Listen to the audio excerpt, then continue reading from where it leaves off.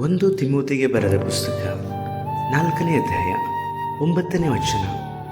ಈ ವಾಕ್ಯವು ನಂಬತಕ್ಕದ್ದಾಗಿಯೂ ಸರ್ವಾಂಗೀಕಾರಕ್ಕೆ ಯೋಗ್ಯವಾದದ್ದಾಗಿಯೂ ಅದೇ. ಕರ್ತನಲ್ಲಿರುವ ಪ್ರೀತಿಯ ದೈವಜನರೇ, ದೇವರಾಗಿರುವಂಥ ಯೇಸು ಕರ್ತನ ನಾಮದಲ್ಲಿ ಈ ಮುಂಜಾನೆ ವೇಳೆಯಲ್ಲಿ ನಿಮ್ಮನ್ನು ವಂದಿಸುತ್ತೇನೆ. ಈ ದಿನವೂ ಸಹ ದೇವರಾಗಿರುವಂಥ ಯೇಸು ಕರ್ತ ನಿಮ್ಮ ಕೂಡ ಮಾತನಾಡುವವರಾಗಿದ್ದಾರೆ.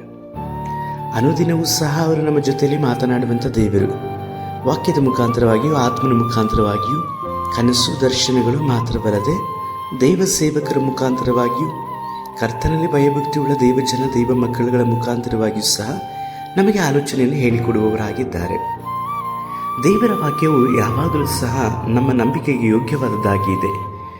ದೇವರ ವಾಕ್ಯವು ನಮ್ಮ ಜೀವಿತವನ್ನು ರೂಪಿಸುವಂಥದ್ದು ಮಾತ್ರವಲ್ಲದೆ ನಮ್ಮ ಜೀವಿತದಲ್ಲಿ ದೇವರಿಗೆ ವಿರುದ್ಧವಾಗಿರುವಂಥ ಎಲ್ಲ ಸ್ವಭಾವಗಳನ್ನು ಸಹ ತೆಗೆದು ಹಾಕಲ್ಪಟ್ಟು ಕ್ರಿಸ್ತನ ಸ್ವಭಾವವನ್ನು ಧರಿಸಿಕೊಳ್ಳುವ ಹಾಗೆಯೂ ಕ್ರಿಸ್ತನನ್ನು ನಾವು ಅನುಸರಿಸಿ ನಡೆಯಲ್ಪಟ್ಟು ಆತನ ಚಿತ್ತವನ್ನು ನಾವು ನೆರವೇರಿಸುವ ಹಾಗೆಯೂ ನಮ್ಮನ್ನು ಯೋಗ್ಯವಾದಂಥ ಸ್ಥಿತಿಯಲ್ಲಿ ನಿಲ್ಲಿಸುವಂಥದ್ದಾಗಿಯೂ ಕೂಡ ಇದೆ.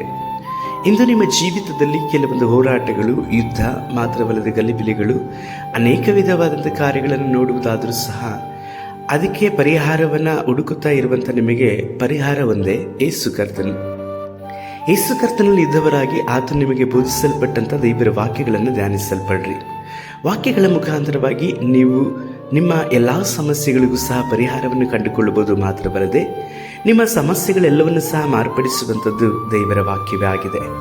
ಈ ವಾಕ್ಯ ಎಲ್ಲ ಸಮಯ ಎಲ್ಲ ಕಾಲಗಳಲ್ಲೂ ಸಹ ನಂಬುವುದಕ್ಕೆ ಯೋಗ್ಯವಾದದ್ದು. ಸರ್ವ ವಿಷಯದಲ್ಲೂ ಸಹ ನಾವು ಇದನ್ನು ಅಂಗೀಕರಿಸಿಕೊಳ್ಳಬಹುದು ಮಾತ್ರವಲ್ಲದೆ ಇದರಲ್ಲಿ ಯಾವ ವಿಧವಾದಂಥ ಅಯೋಗ್ಯತನಗಳನ್ನು ಸಹ ನಾವು ಗುರುತಿಸಲಿಕ್ಕೆ ಸಾಧ್ಯವಿಲ್ಲ. ವಾಕ್ಯವು ಎಲ್ಲ ಕೆಟ್ಟದ್ದಾಗಿ ಇದಿರುವುದಾದರೂ ವಾಕ್ಯವು ಪರಿಶುದ್ಧವು ಉಳ್ಳದ್ದು ಮಾತ್ರವಲ್ಲದೆ ಮಾನ್ಯವಾದದ್ದು ಸಹ ಆಗಿರುವಂಥದ್ದಾಗಿದೆ. ನಿಮ್ಮ ಜೀವಿತದಲ್ಲಿರುವಂಥ ಈ ಪರಿಸ್ಥಿತಿಗಳೆಲ್ಲವನ್ನು ಸಹ ದೇವರ ವಾಕ್ಯ ಮಾರ್ಪಡಿಸಲ್ಪಡುತ್ತದೆ. ವಾಕ್ಯಕ್ಕೆ ವಿನಮ್ರವಾಗಿ ನಿಮ್ಮನ್ನು ಒಪ್ಪಿಸಿಕೊಡುವುದಾದರೆ ಸರ್ವಶಕ್ತನಾದ ದೇವರು ನಿಮ್ಮನ್ನು ಕಾದು ನಡೆಸುವವರಾಗಿದ್ದಾರೆ. ಪ್ರಾರ್ಥಿಸೋಣ. ಸರ್ವಶಕ್ತನಾದ ದೇವರೇ, ನಿಮ್ಮ ವಾಕ್ಯವು ನಂಬತಕ್ಕದ್ದು, ಸರ್ವಾಂಗೀಕಾರಕ್ಕೆ ಯೋಗ್ಯವಾದದ್ದು ಆಗಿರುವುದಕ್ಕಾಗಿ ಸ್ತೋತ್ರ. ಈಗಿರುವಂಥ ಎಲ್ಲ ಪರಿಸ್ಥಿತಿಗಳನ್ನು ನಿಮ್ಮ ವಾಕ್ಯದಿಂದ ಮಾರ್ಪಡಿಸಲ್ಪಟ್ಟು ವಾಕ್ಯದಿಂದ ನಮಗೆ ಜೀವ ವಾಗ್ದಾನಗಳನ್ನು ಅನುಗ್ರಹಿಸಿಕೊಟ್ಟು ನಡೆಸಿರಿ. ನಮ್ಮ ರಕ್ಷಕನಾದ ಯೇಸು ಕರ್ತನ ನಾಮದಲ್ಲಿ ತಂದೆಯೇ, ಆಮೇನ್.